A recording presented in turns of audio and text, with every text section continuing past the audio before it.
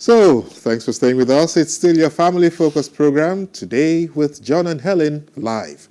We say a big thank you to the man on duty, or the men on duty here today behind the cameras, and a bigger thanks to you, viewers, for keeping the faith with us every weekend. Yes, and talk of population explosion, talk of rural and urban migration, talk of demolition of properties here and there, talk of the millennium goal of shelter for all by the year 2020. I can go on and on. Our last guest is not an architect. Neither is he an estate valuer and manager, nor is he a developer. He is simply a photographer and documentary filmmaker whose interest in urban development from the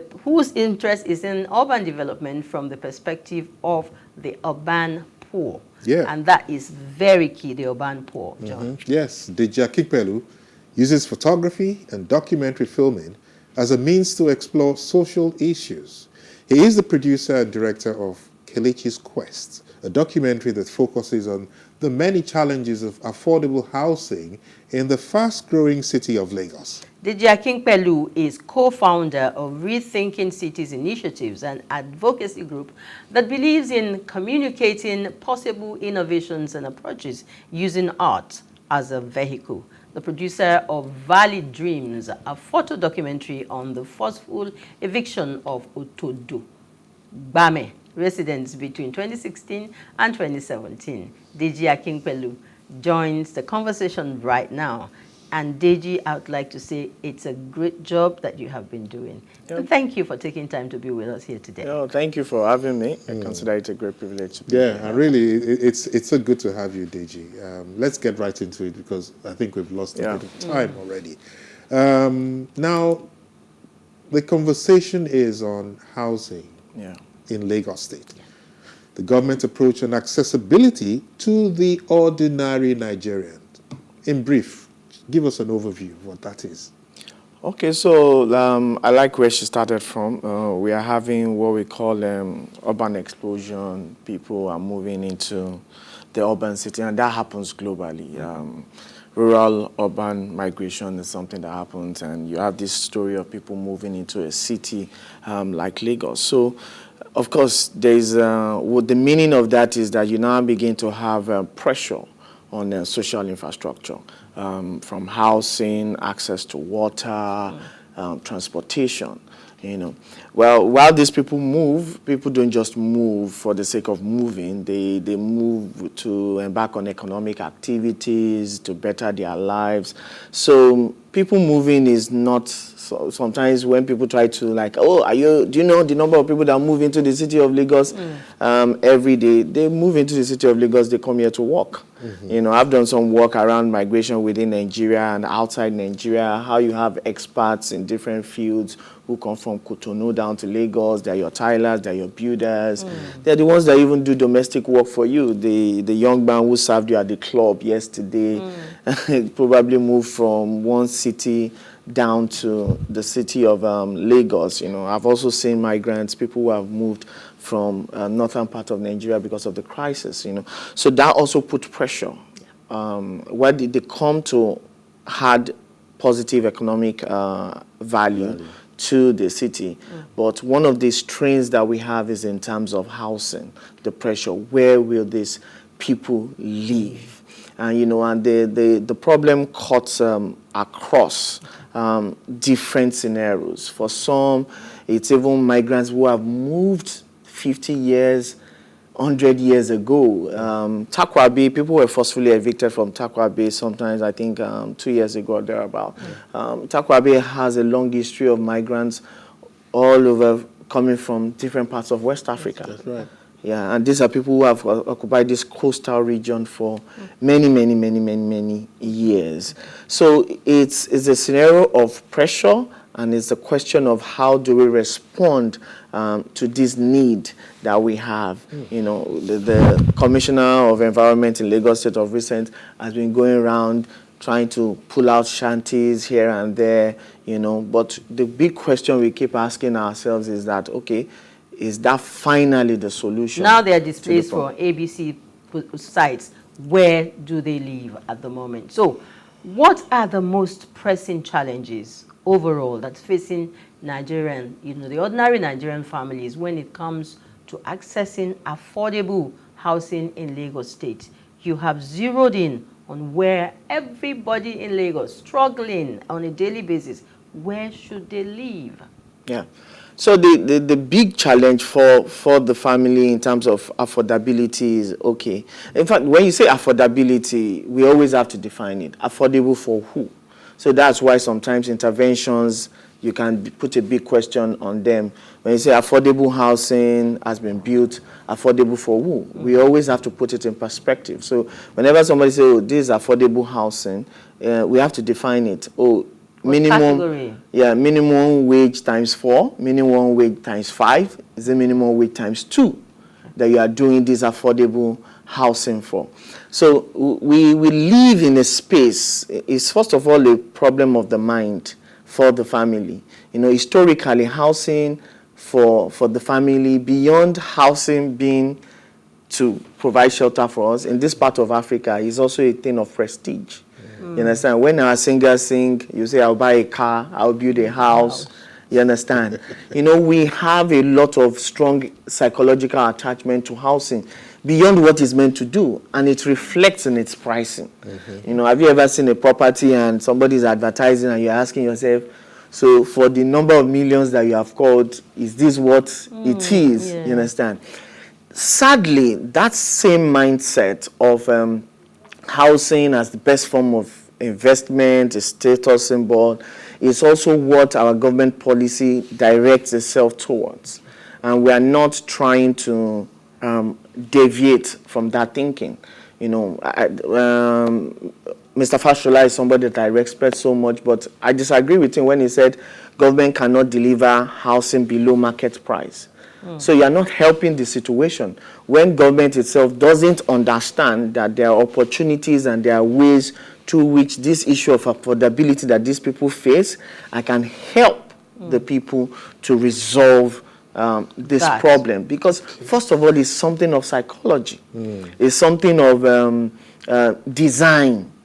I mean, where did we start getting all this whole idea of 3 rooms and suites? And it must be.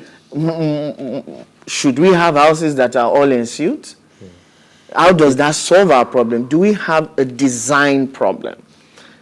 Okay. Wow. Okay. Now let me try and stand in for government. Please do. Because government has a master plan. Yeah. And government, sadly, sometimes finds itself in a state of inflexible flexibility. Like the smart city thing. Yeah. Because there's a master plan. And there's hardly much that they can do, to deviate from their plan.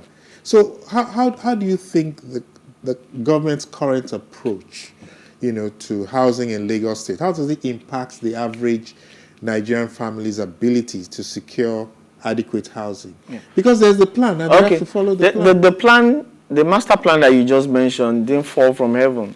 Master plans are done with the people. There's the Koshofe master plan, city plan that is going on right now.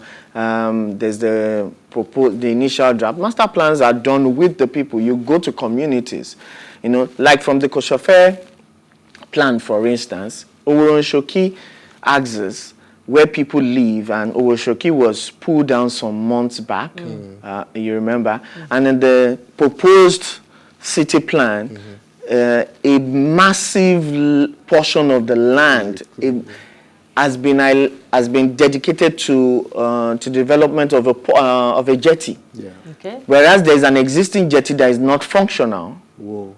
Okay. And you take a very massive acre of land and you say, city plan, we are building a jetty. You are very much aware of the issue that Alade Magodo Phase 2, how the concept of, a master plan, we are going to build international hospital, and it became housing estate. For who? Affordable for who? Who are those people who live there?